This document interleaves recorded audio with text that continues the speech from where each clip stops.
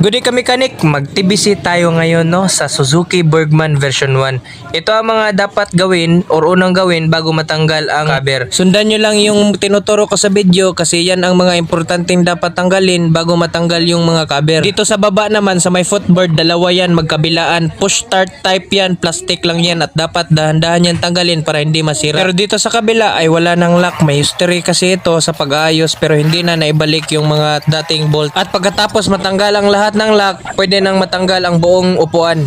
Kung nakikita nyo, sira ang bracket ng IEC or idle speed control, kaya ito ay nakakibultay na lang. Proceed muna tayo sa mga dapat tanggalin. Yung screw na yan sa may air filter, tatanggalin yan. At pagkatapos dito naman sa fuel injector na 6mm na bolt, gamit ka lang ng 8mm na box wrench or T-wrench. Same din dito na bolt sa bracket ng kanyang kable. At sunod tanggalin yung dalawang nut dito sa intake manifold, gamit ka lang ng 10mm T-wrench. At i-disconnect nyo din yung mga sakit ng sensor. At ito ang kanyang throttle body at intake manifold. Bubuwagin pa natin yan mamaya. Buwag sa Bisaya, hiwalay sa Tagalog. At huwag kalimutan takpan ang intake para hindi mapasukan ng kahit ano. At dito ay bubuwagin na natin o hihiwalayin na natin ang kanyang throttle body at intake manifold. Gamit ka lang ng 5mm Allen wrench para mabuwag yan silang dalawa. Dalawa lang yung bolt magkabilaan. At pagkatapos matanggal yung dalawang bolt, mabubuwag na yan o maghihiwalay na yan ang throttle body at intake manifold.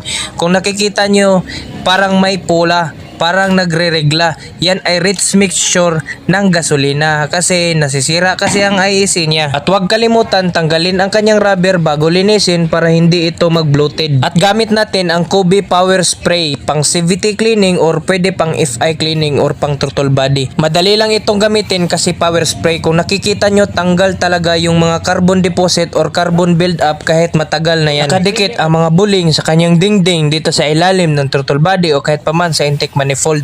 Tanggal yan at walang takas basta naka CVT power spray or FI or Kobe power spray. Ito ang kanyang intake manifold. Nakikita nyo naman may gasolina din or gasoline rich mixture, meaning sobrang gasolina kaysa sa hangin. At dito ay walang efficiency or fuel efficiency kasi hindi tugma ang hangin at ang mixture ng gasolin. Ito ang IEC or idle speed control. Ito ang nagkokontrol ng minor. At dito kadalasang nire-reset kapag mawawala ang minor ng mga Suzuki Bergman version 1. O kahit pa man sa Suzuki Avenue, same lang sila ng issue dito sa idle speed control. Dahilan yan sa biglang pag-start ng motor kahit hindi pa nakatapos ang kanyang FI. Mas mabuti patapusin nyo muna ang pag-check engine bago nyo i-start ang motor. Dito ay patapos na tayo sa TBC. Ito ang before at ito naman ang after. Nakikita nyo naman talaga ang resulta sa pag-TBC or throttle body cleaning. At ginawa naman ni Brad ng bracket ang kanyang IEC at ito na yun.